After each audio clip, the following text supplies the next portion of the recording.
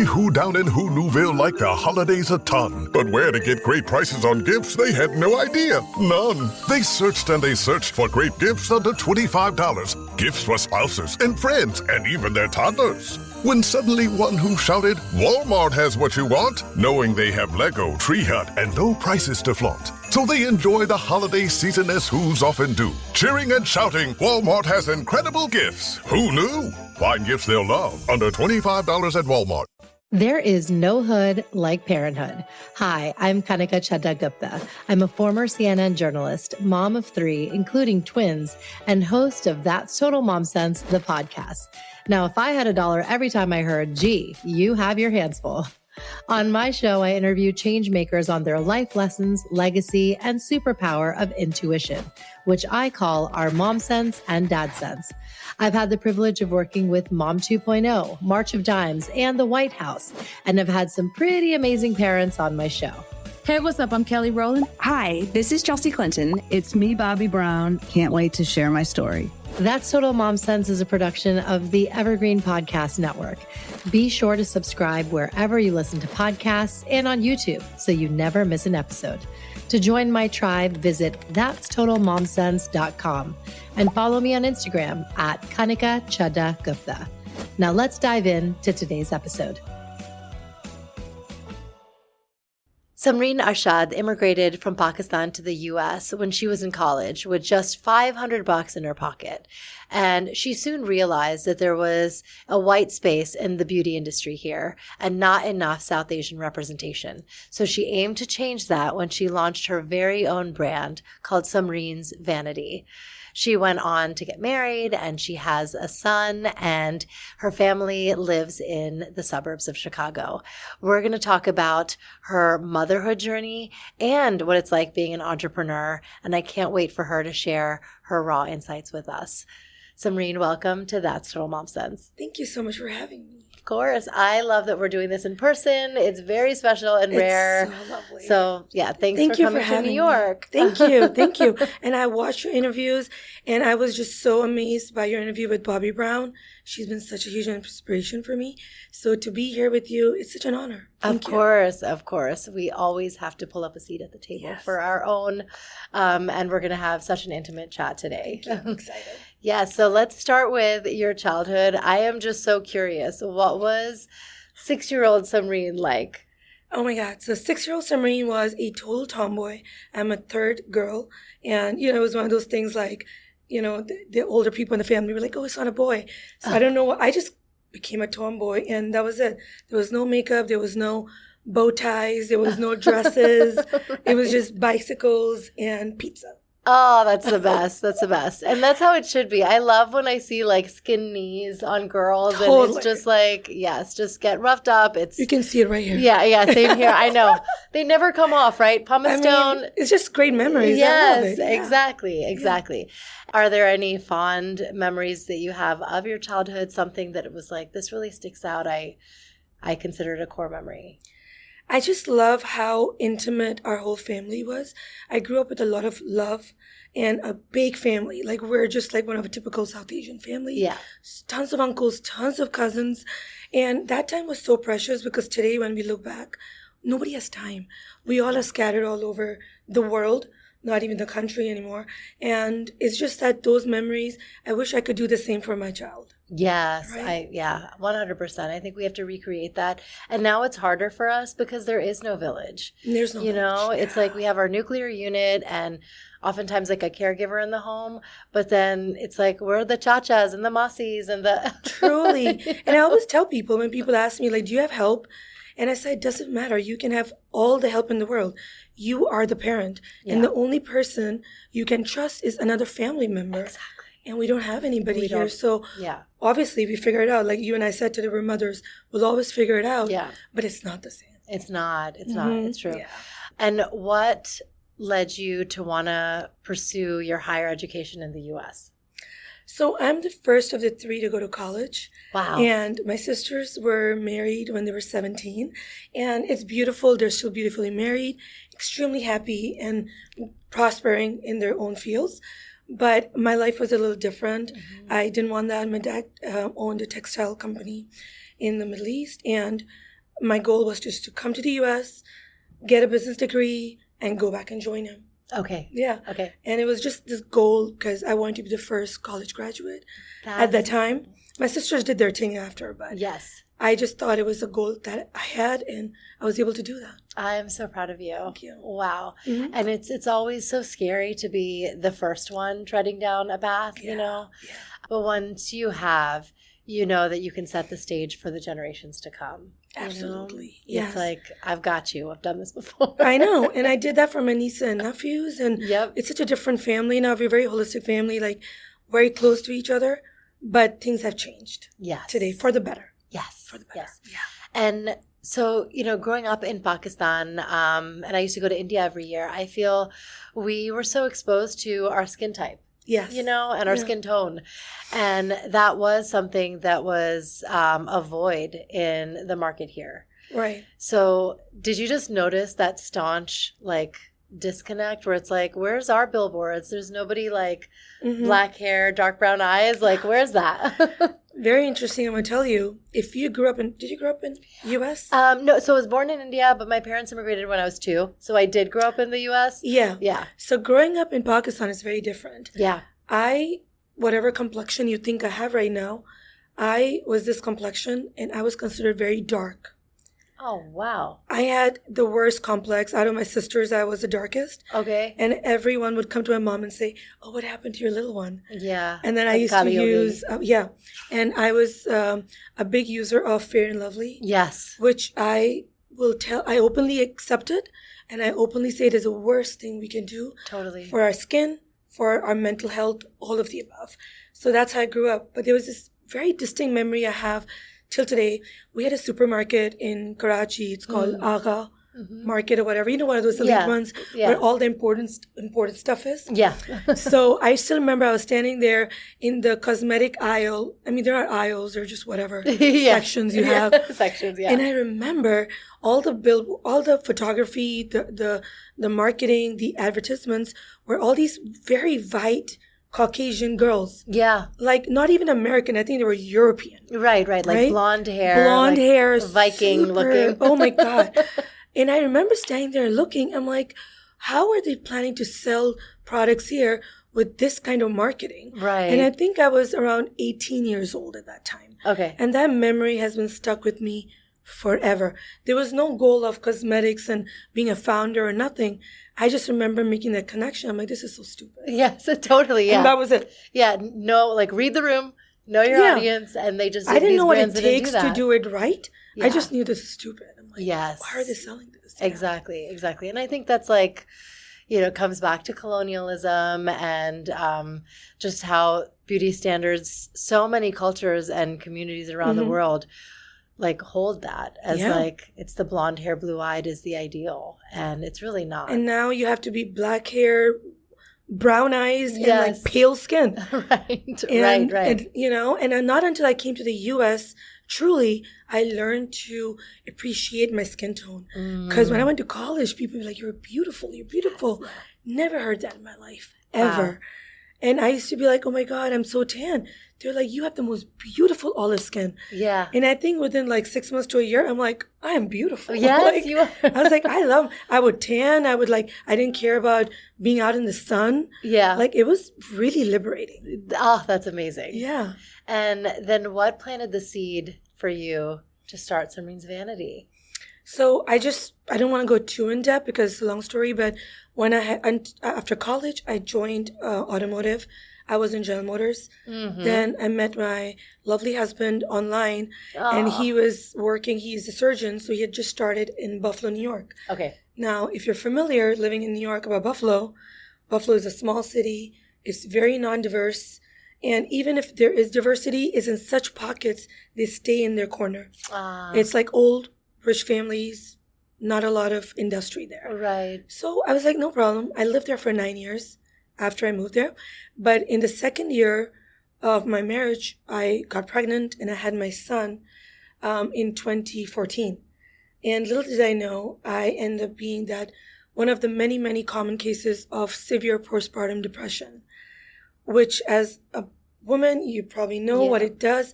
Some people have very basic level. Some people have really intense. Mine was very intense, which ended up in the hospital. I was suicidal, and I didn't know what was going on. But at that time, I found YouTube, because YouTube makeup was like tutorials were just blowing up. Since 2012, I think they were blowing up. But 2014, when we were transitioning into Instagram, I found makeup, and I would sit there for hours all night just watching tutorials after tutorials. Didn't know about makeup. Literally owned maybe a lipstick. Didn't even know how to put on eyeliner. Owned a kajal, which is called Hashmi Kajal from back in Pakistan. Yeah. Didn't know makeup at all. Oh my goodness. I love that. Right?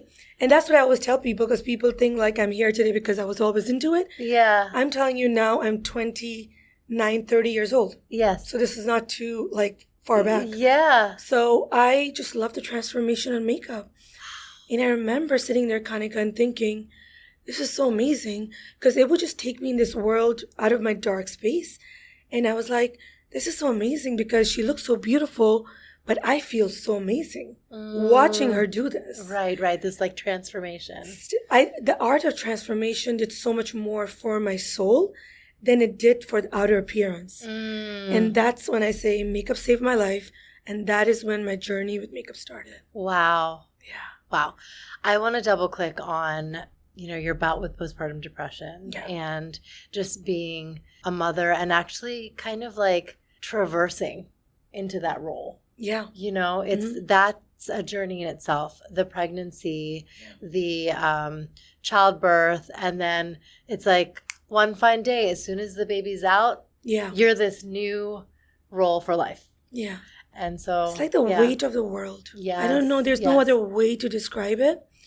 You have this, because motherhood is treated like this. It's like you can do no wrong. Right. You are the epitome of perfection. Yep. You have to do your best. You have to deliver every minute. You don't even know who you are because you just became a mother.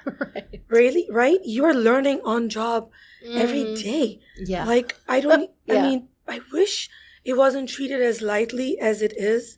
And I always say this, that mothers, as soon as a child is born, they're treated as a vessel. It's not about you anymore. It's about this beautiful thing you have created. But this beautiful thing has created you. Exactly. And you are a grown person and you don't even know who you are. I know. Right? It's like, my gosh. I don't know how else I still get chills when I talk same. like this, right? I feel it. I feel like I'm hanging on to every word. Every word, I feel right? what you're saying. Yeah. And I didn't know all this back then. This is all things I've put in perspective through the journey. But my postpartum started in my 9th month, and I started getting afraid. I can't take care of this baby. I am a very, very happy person. I will make happiness out of anything. Beautiful day. Take a day off.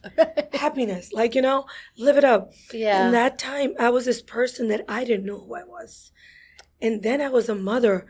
I didn't know who I was. I wasn't able to latch on my child. I didn't know who I was. My baby was always hungry. I felt like the worst human being because I loved him so much. But it's just this weight of the world. Your doctor, the nurses, your family, your child. Everybody is like, you need to do your best. You can do it. You can do it, right? And everyone's being a cheerleader, but you don't even know who I am anymore. Yeah. Can I do it? Yes. And there's no one that you can say, I'm going to lean on you for support so you can help me. It's still, at the end of the day, the buck stops with you. And I am so fortunate to say that I have the most supportive, understanding husband. He's a surgical oncologist.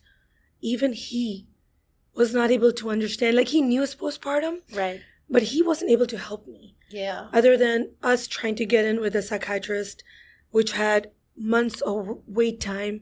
And then there was a day when I had to be rushed in because we weren't able to control my symptoms. Oh, my God. I would just sit at a wall and cry for hours. And it's a very hard time to go back to every time I talk about it.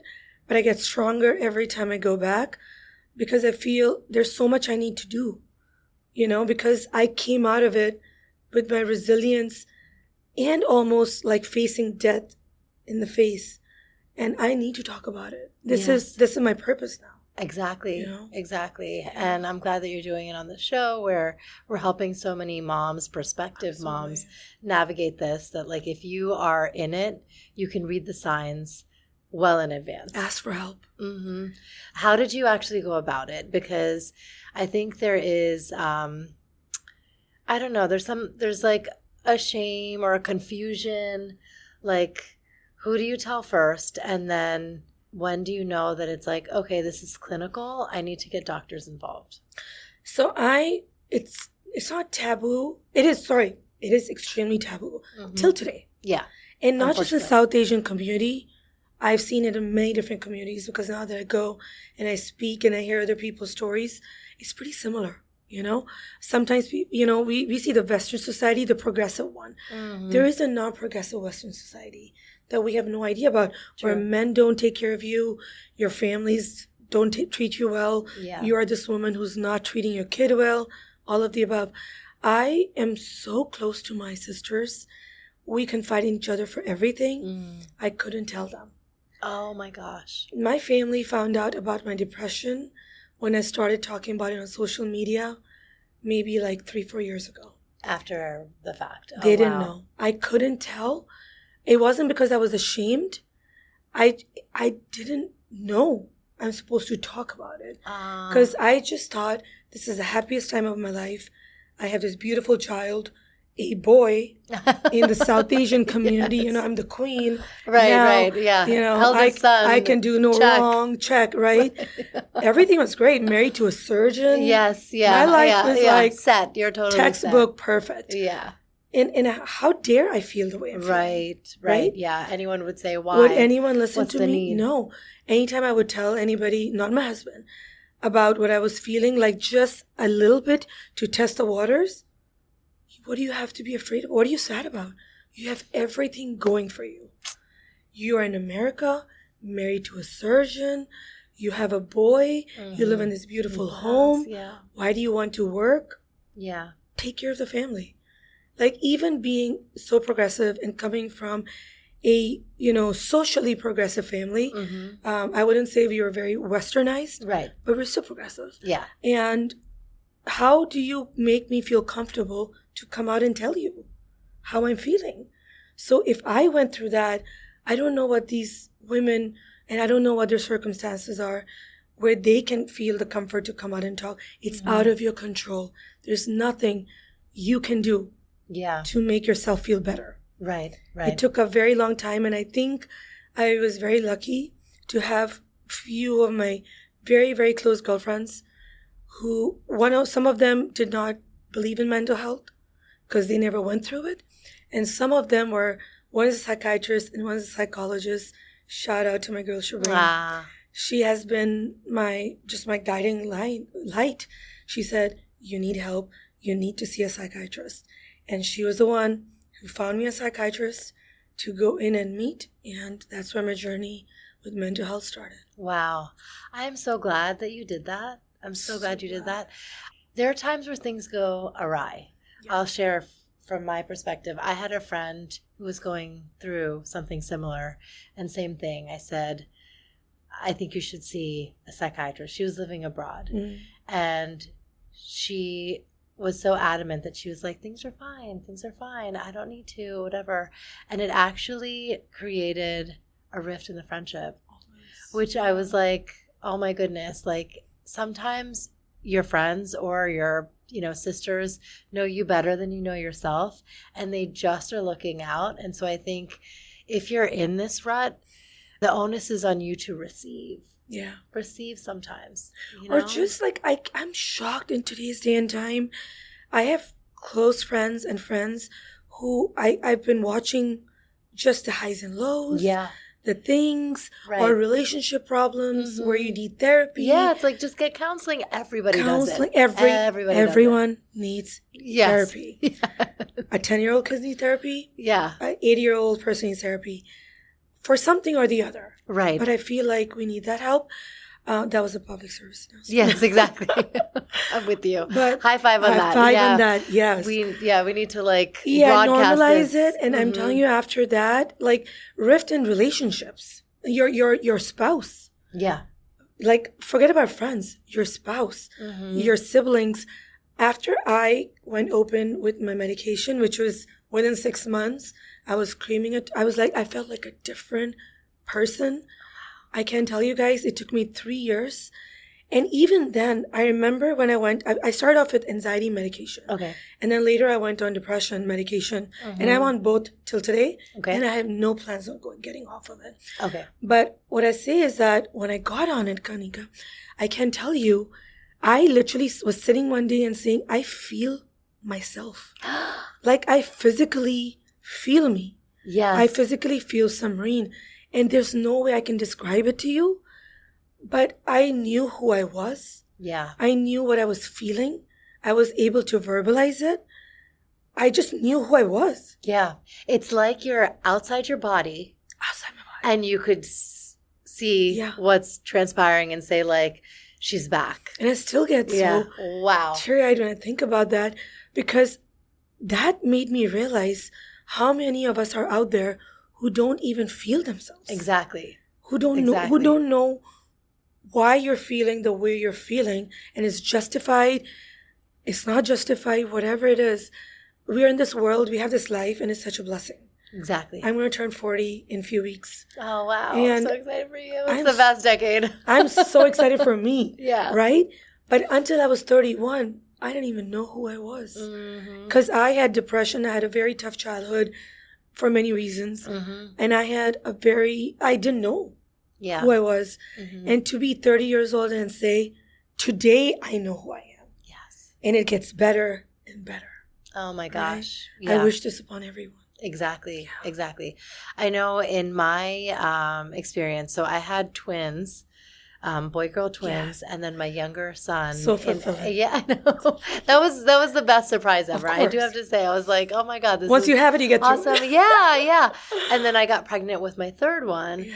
And I know that I had some bouts of postpartum after the twins, but it was something that thankfully, like, I identified I had talk therapy, and that's what helped me. But it's like whatever, it's like, I don't know if to call it a spectrum or what. It's a range of, it's what you need. Yes. You just know. Yeah. You kind of track what your symptoms are, and you know. And for me, I felt this weight come off my shoulders when I talk to people. Yeah. So my pediatrician actually gave me the number of a free hotline, and it was the postpartum hotline for new moms, and it was 24/7. Yeah.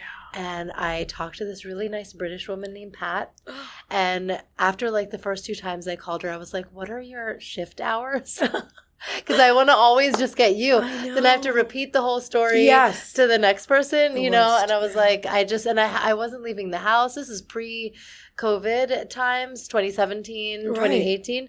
So we didn't do like telehealth calls with counselors at that time. I think that is something that is a boon that's come out of COVID. Yes. That like now it's like, oh, you can Zoom, you know. But at that time it was like, you know, this is my schedule. These are my sessions. I'm like, what am I going to do with the 3 kids at home, you know? And like I can't leave them with one person. Or people feel ashamed to be there. I know people who don't want to be seen in a psychiatrist's office. Yeah. I don't know what level of harm it can do to someone, but to each their own. Yes. And I think instead of judging them, I'm always like, there's this you can do. You can pay out of pocket. Right. It's not that expensive. It's not at the expense. It won't go on your record. A lot of people tell me, I don't want no insurance.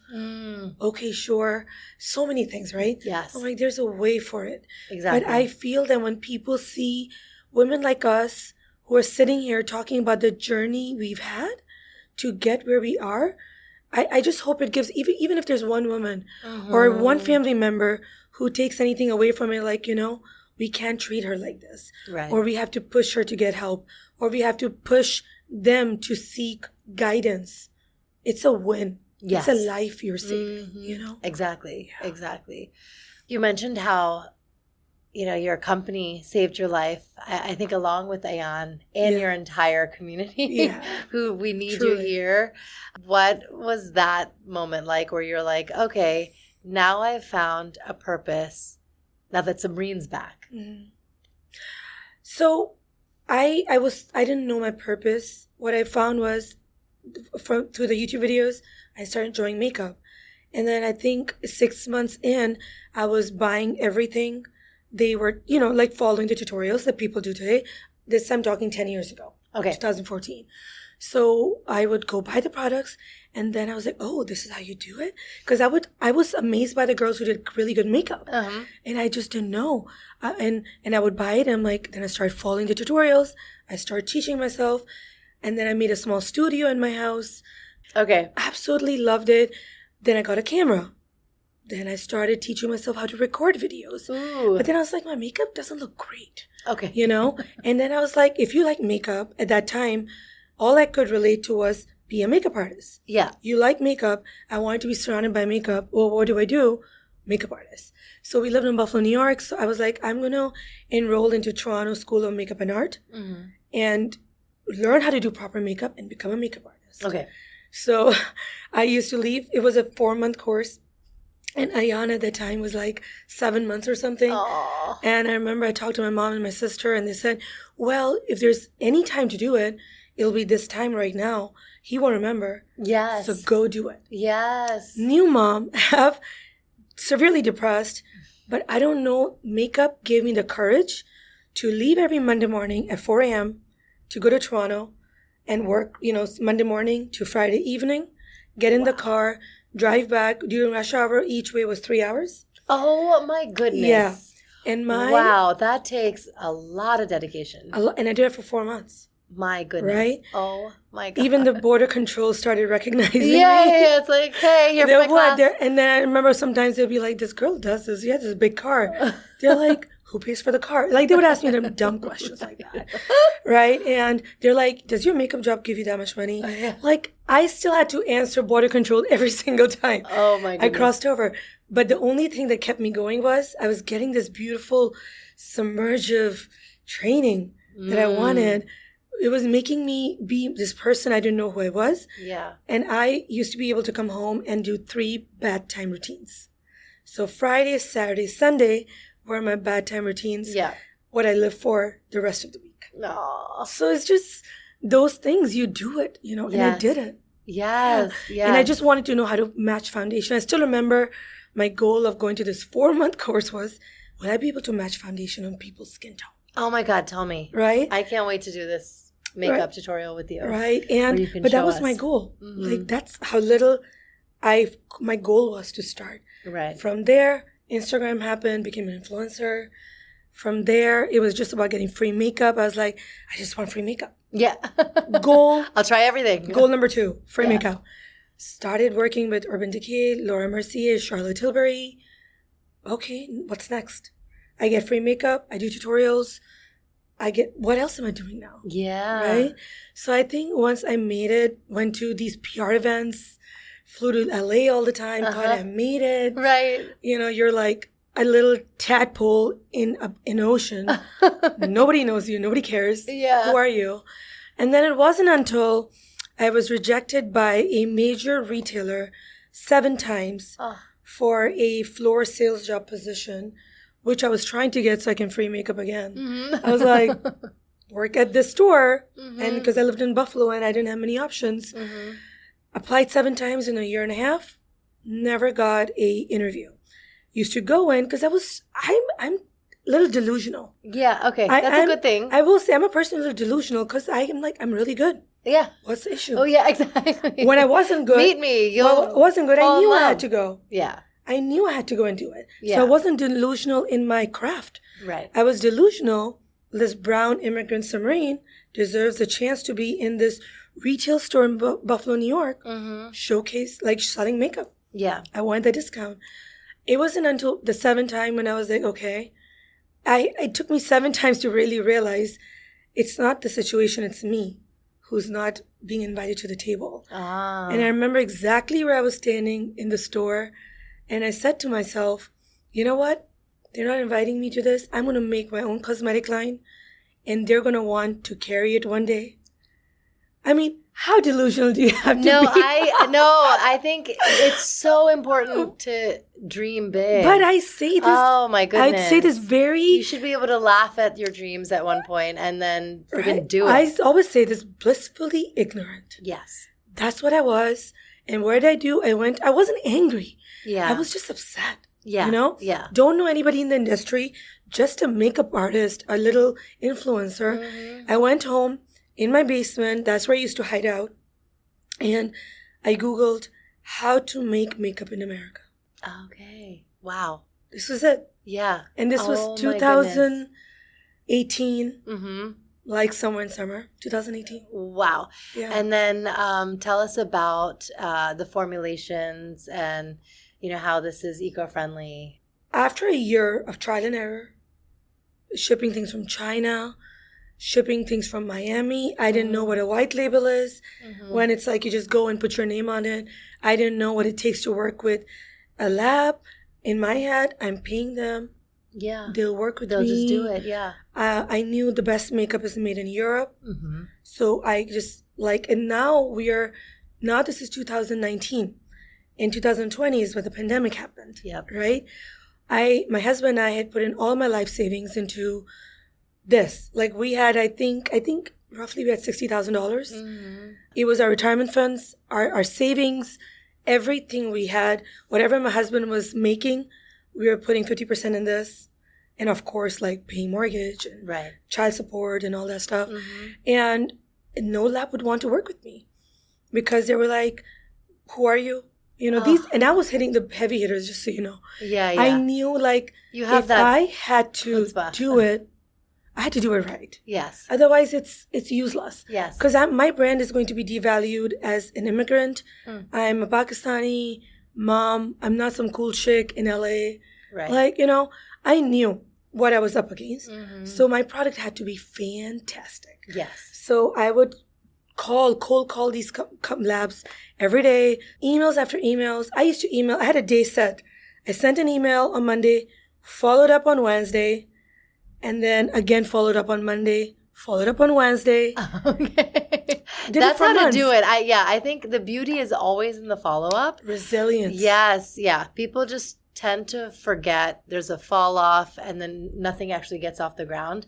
But if you hold yourself accountable, Yeah. like I am not giving up on this and I'm going to just lightly persist, kindly, Yeah. do And my I tell thing. this to everyone. Until you don't get a verbal or written no, Yeah. it's not It's not no. a no. It's so true. Don't make it about your ego. Don't make it about your pride. I have zero pride in me. I till today, I walk up to people and tell them I'm so inspired by you. Yeah. Like, you're doing such good work. When we're doing our sales pitches, it's a little fast forward, but they always ask me, who's your competition, right? Like, because we're trying to get money, they want to Yep. know. It's a very typical question. It's not really relevant all the time. And I say it with no pride. I have no competition. I have peers I look up to who are doing what I'm doing ahead of me. They carved the path for me. Exactly. So Exactly. they told us there's white space. They made it validated. So I'm sitting here validated by people ahead of me Yeah. that they are my people who out there who need products, Yep. who need to see representation and diversity in the space. So going back, it took me a long time to convince them to work with me. I still remember there was one account manager, I'll never forget her name. I can't tell you enough. She is the reason I was able to be here today. She took a chance on me. She trained me how to be a founder. She was an account manager for the lab. Okay. And she told me, SAMREEN, you're skipping steps, SAMREEN. You got to do this. You need to go find the outer packaging first. Come back to me. I mean, we're still friends till today. She is so proud of me. And like I say, if you have to have gratitude for everyone who helps you through. Yes. If that person sitting there, she retired a year later, but I'm here today because of her. And I'm with you on that. I think it's so important to lift people up as you're on that ladder to success. Always. Because it's lonely at the top and you want your friends there too. Absolutely. And you have to find friendships in your peers. Yes. If somebody does one little thing for me, I'm literally I embarrassed them. I'm like, thank you so, because you don't know how much time and money and frustration you just saved me by that one thing you told me. Right. Right. So It's so always true. be grateful. Yes. I want to share how we have someone in common who is just incredible. She's just a phenomenon in herself, Arlen Hamilton. Arlen Hamilton. She is how I found you. Yes. We met at an event before this, but when I saw you on her website, you're a founder that she invests in, I was like, oh my God, it's SAMREEN. And then we messaged each other on Instagram. I think she shared a post of mine and then you wrote to it, right? Yeah. Arlen Hamilton is going to go down in history. Yeah. Of venture capital, women in VC, women in like all of this is going. She is an incredible human being. My story with her is, I found Arlen in a random convention in Puerto Rico. I didn't know about her. Mm-hmm. I go to every convention to learn, to meet. You have to network. Yeah. I don't know. I think Sunita says this or someone says this. Your network is your net worth. Yes. And I truly, truly stand by it. Mm-hmm. Anyways, Arlen didn't notice me there. I fell in love with her because she was no bells and whistles. She was straight up helper. She was straight. She wasn't talking about her private jets and her bags. Right. She was talking about where she comes from and where she is today, something that I take pride in my journey. Mm-hmm. Started following her around the country. She did a couple of masterminds. SAMREEN would show up. Ooh, wow. Did that twice, I think. Then one time again, she was at a convention. I went there. I was obsessed with her. I was like, I want to be like her. Yeah, exactly. I expected nothing out of her. Yeah, it was nothing. Just, I want to be in the room with the people I admire. The one I can relate to. Yeah. There are many people out there. Yeah. There are many people who reach out to me to be like, join our mastermind. We'll help you make $1 million. We'll help you make $2 million. Money does not drive me. Money is important. So don't come for me, guys. Money is very important. Yeah. But money doesn't drive me. Right. So I knew Arlen will see or help me carve the path where I'm headed to right now. So I think one day I messaged her and I said, I want you to be my mentor. Yes. I think. Yeah. It was something like that. She right away replied to me and she said, sure, talk to my assistant. And she doesn't take everyone. It's not like you can pay so she'll be your mentor. Right. But by that time she knew me. She had noticed me. Yep. She knew I'm not going away. And I think I bought some mentorship hours with her. Only met her one time. Didn't use the other hours ever because I was on this journey. I had a spine surgery. I had to take some time off. And then when I got back to her, I think last year in summer, she said, what are you doing at this time? Whatever time or month it was. I was like, I'm free. What do you need me for? She was like, can you come to Laguna Beach? I'm like, yes. For what? She's like, I want to interview you. And I'm like, wow, on her podcast. On her podcast. Yes. I mean, this is Arlen Hamilton. Your first million. Asking me to come on her podcast. Yeah. I am a nobody. Like no. But yeah, trust me, you felt like I still feel that way. I'm like, it still gives me chills. Yeah. I always call her my older sister. She doesn't want to be my older sister. I'm like, you are. You give me that drive that I needed. Went to Laguna Beach. She's recording the podcast because she wanted for other people to share, to know what I did to get here where I am today. Yeah. Then I'm sitting in front of her. I have access to all this incredible stuff that she can help me with. Yeah. But in my head, I had no goals. I just wanted to be there. And then during the podcast, she asked me, she said, what do you need? And I said, I think the only place I'm lagging is marketing because people are not hearing about me. People are not hearing about my brand. And marketing is my biggest pain point. She's like, okay, you know what? We're going to have our first million convention, raise weekend, whatever you want to call it. And she's like, we're going to do that. And we're going to do your raise live there. Wow. On the stage. Wow. Right. Trust me, it took me like a couple of minutes to even understand what she was saying. Yeah. Because I was like, wait, what does that mean? Oh my gosh, like, that's brilliant. What do you mean? Like, yeah. I asked her a few times, I still remember, she said, are you not listening to me? Yeah. I'm like, no, I'm listening, but what do you mean? Like, what do you mean? Oh my goodness. And I remember that moment forever. That interview changed things for me. I won't lie, people started taking me seriously. I started getting reached out by all these people on LinkedIn of how they can help me raise money, things I have no idea about. I still am like, Arlen, what's going on? What's going on? I remember she put me on stage following Gary Vee and Sunir Madani. Yeah. Sunir Madani was on stage with me. She might have, started the lead for investing in me, but there were people in the audience who started investing right away. Wow. People invested from $100 to $150, $5,000, $1,000. And I can't tell you the feeling it is when somebody invests $100. Yeah. I know what that $100 means to people. Right. It could be their weekend out. It could be their date night. It could be their kids. Whatever. I don't take it lightly, but that's where my journey with Arlen started. Oh, that's beautiful. That's beautiful. We love you. We love you. So grateful for her. Yes, and thanks for being an advocate for so many of us, especially women of color. Women of color, yes. It's beautiful. And you have another big milestone coming up. What's next that you're excited about? So as soon as things got out of control, and I say the brand started blowing up, I'm we were contacted by Costco. We had to turn that down at the time. We have been reached out by Shark Tank, and all the amazing things are happening. But the biggest thing that's happened for us is we just got accepted into Tower 28's Clean Summer School program, which is an incredible incubator program. It's unlike Sephora or Ulta, where they prepare you to pitch to them. Over here, they pick 10 brands out of 200 or over, and they're going to train us, and they're going to make us retail ready. And then they're going to help us pitch to every retailer out there. Wow. That is huge. That's huge. For us. Yes. Thank you so much. Yes. Thank you. Oh my gosh, we're here for you on this journey. That's incredible. I'm just happy my journey has been slow and steady. Yes. And that's what you want to do. When Costco came to us, we weren't ready. Yeah. We said no. I couldn't screw that up. I couldn't mess up my relationship with them. Right. You have to, can you imagine for me, I wanted to jump on it, heels on, but at that time, it wasn't the right time. So you have to really take it slow. Yes. And you know when it's the right time, for it's sure. The right time, yes. And then lastly, your mom sense moment, a moment that you just trusted, our built-in sixth sense. It's something that really steers us on the right course all the time. And this is one thing I live by, and I tell this to all the new moms who are out there. I was made so guilty when I started working. Not guilty like deliberately making me feel guilty, but the questions that were always asked really made it hard for me. They were like, how will you manage your child?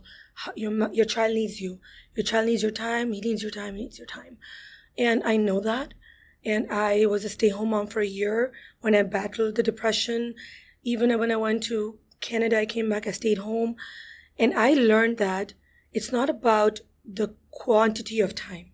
It's the quality of time you spend with your child. Yes. So when I used to stay home, I was always frustrated, always busy, doing laundry, cleaning, groceries, always frustrated how I had to do everything. Right. When he would get upset, sometimes I would snap. Yeah. I would get upset. Yeah. And I learned when I started working, my time with my child was all about the quality of time I gave him. So if I got 3 hours with him, I never lost it once. I used to think of ways of how I can make it better, play with him, because I knew that this time is so valuable for me, not for him. Right. And till today, it's about the quality of time over quantity of time. And I live by it, and I cannot tell you enough. Give it a chance. Yes. Yeah. Oh, that's so inspiring. Do you think it's right? I do too. I think that you want to be your best self when you show up for your kids. Yes. And if you feel like there's something missing in life, if you feel like you really, I know it sounds so lofty, but if you're not living your purpose, and you know when you are. Absolutely. I'm so happy for this season of our lives because we're doing what we love and, we're able to capitalize on it and whatever it is. It's you feel the success comes when you pour yourself into something. And if you have that and you feel like you have your identity back, then you're a happier person and they see that. But if you're with them around the clock and you're resentful about it. On your phone, upset, distracted. But I want to give a shout out to stay-home moms because I do get beaten up a lot online.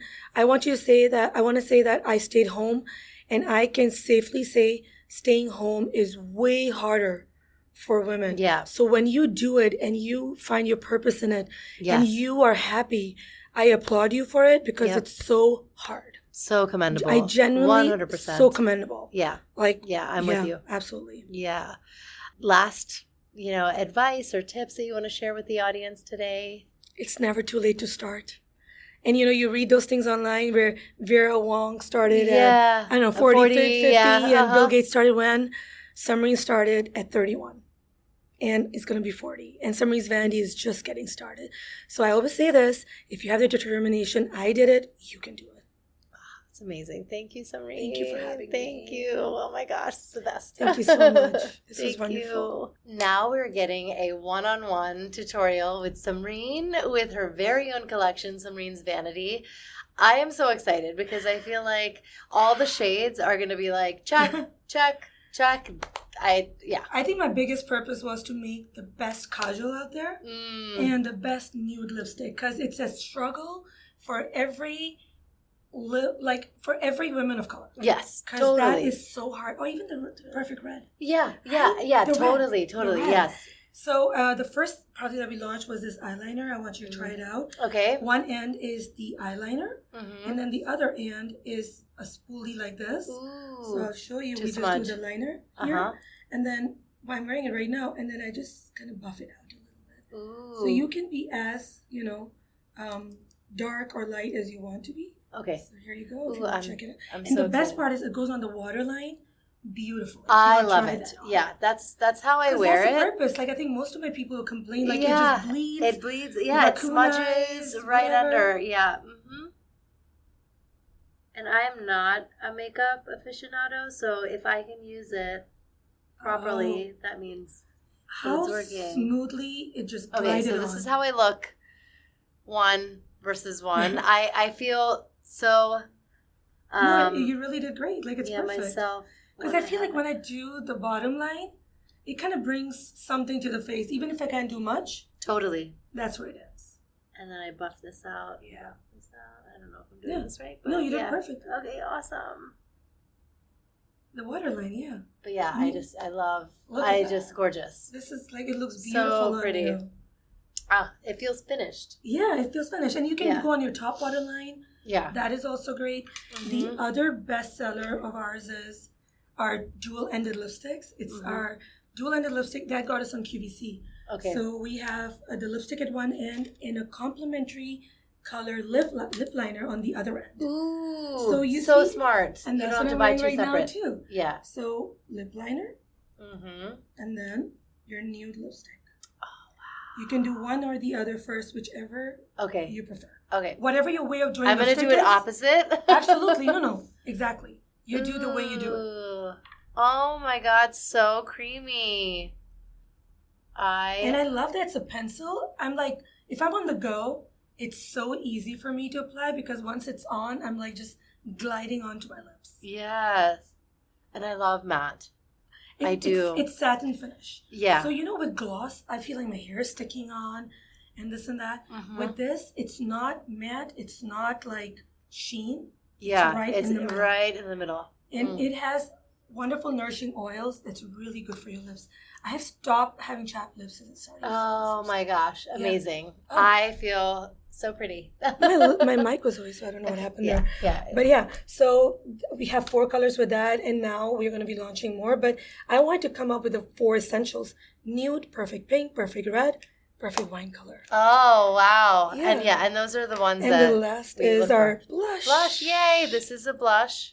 I love as the well. artwork. It's designed by me, and Ooh, I just feel so like this pretty. is truck art.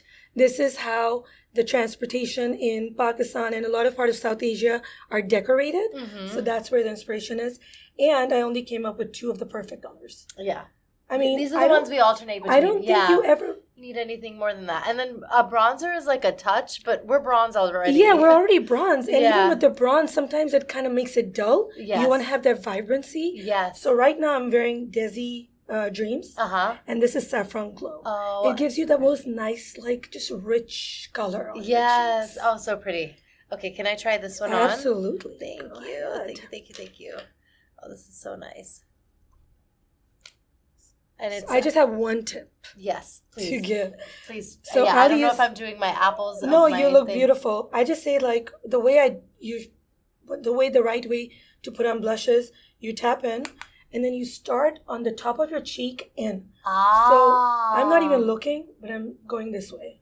From here down. Because you don't want the heavy deposit to be right on your cheeks. That's what I do wrong. Right? Okay. Mhm. And then when you're coming in, you just kind of buff it out. So Okay. don't go like this. When you go in this motion, Yeah. you're eradicating your work. So you tap, nice, and then it's here. Yeah.